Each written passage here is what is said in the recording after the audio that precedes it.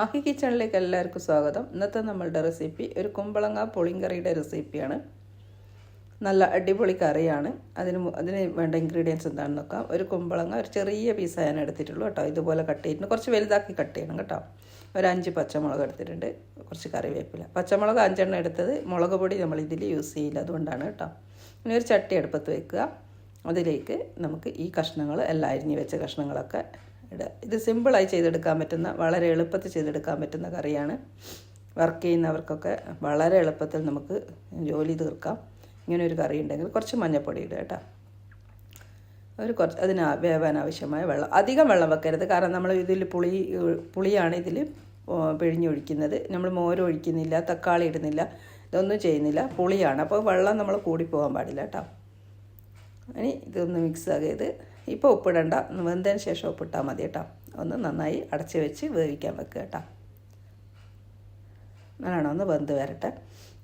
ഇതിൽ നമ്മൾ അരപ്പും കൂടി വരുമ്പോൾ ഒരുപാട് കറിയാവും, അതുകൊണ്ടാണ് കുറച്ച് വെള്ളം മാത്രം ഒഴിച്ചാൽ മതി എന്ന് പറയുന്നത് കേട്ടോ.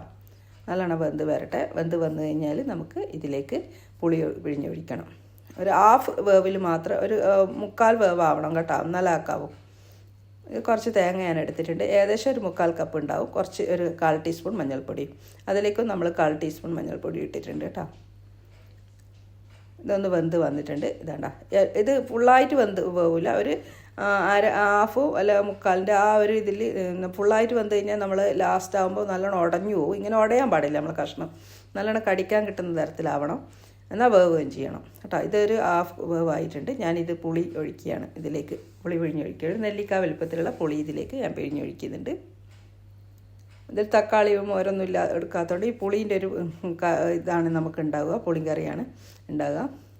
ഇതിൽ കുറച്ച് ഉപ്പ് ഇടുന്നുണ്ട്, ആഡ് ചെയ്യുന്നുണ്ട്. ഈ ടൈമിലാണ് ഞാൻ ഉപ്പ് ആഡ് ചെയ്യുന്നുണ്ട്. ഇനി നന്നായിട്ട് തിളക്കണം. ഇത് പുളി ഒഴിച്ചതല്ലേ നമ്മൾ, അപ്പോൾ അതിൻ്റെ ഒരു ഇത് മാറുന്നത് വരെ ഒന്ന് നല്ലോണം തിളച്ച് വരട്ടെ. തിളച്ച് വരുമ്പോൾ നമുക്ക് അവരേക്കും നമുക്ക് അരപ്പ് അരച്ചെടുക്കാം കേട്ടോ. നമ്മൾ എടുത്ത് വെച്ച് തേങ്ങയൊക്കെ അരച്ചെടുക്കുക. തേങ്ങയിൽ വേറൊന്നും യൂസ് ചെയ്യുന്നില്ല, വെറും മഞ്ഞൾപ്പൊടി മാത്രം ഇട്ടിട്ടാണ് ഞാൻ അരക്കുന്നത്. ഇത് അരച്ചിവിടെ ഞാൻ എടുത്തിട്ടുണ്ട്. ഇതിലേക്ക് ഒഴിക്കുക. കൂടുതൽ അങ്ങനെ വെള്ളത്തിൽ അങ്ങോട്ട് ഇതാക്കട്ടെ, ഒരുപാട് വെള്ളം ആവരുത് ഇത്.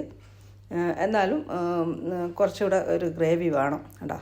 മിക്സ് ആക്കി കൊടുക്കുക. ഒന്ന് മിക്സിയും കൂടി ഒന്ന് കഴുകിയിട്ടൊന്ന് ഒഴിച്ചു കൊടുത്താൽ മതി. ഇത് നല്ല അടിപൊളി കറിയാണ് കേട്ടോ. എല്ലാത്തിൻ്റെ കൂടി നല്ല കോമ്പിനേഷനാണ്. ചോറിൻ്റെ കൂടി നല്ല സൂപ്പറാണ് ഈ പുളിങ്കറി. ചാനൽ ആദ്യമായിട്ടാണ് കാണുന്നതെങ്കിൽ ഒന്ന് സബ്സ്ക്രൈബ് ചെയ്ത് സപ്പോർട്ട് ചെയ്യുക. അതിനടുത്തുള്ള കുഞ്ഞ് ബെല്ലേക്കും കൂടി പ്രസ് ചെയ്യട്ടോ. എന്നാൽ മാത്രമേ ഞാനിടുന്ന വീഡിയോസിൻ്റെ നോട്ടിഫിക്കേഷനൊക്കെ നിങ്ങൾക്ക് അപ്പോൾ തന്നെ കിട്ടുകയുള്ളൂ. അപ്പോൾ ഇപ്പം തന്നെ വാച്ച് കഴിയാൻ കിട്ടുള്ളൂ കേട്ടോ.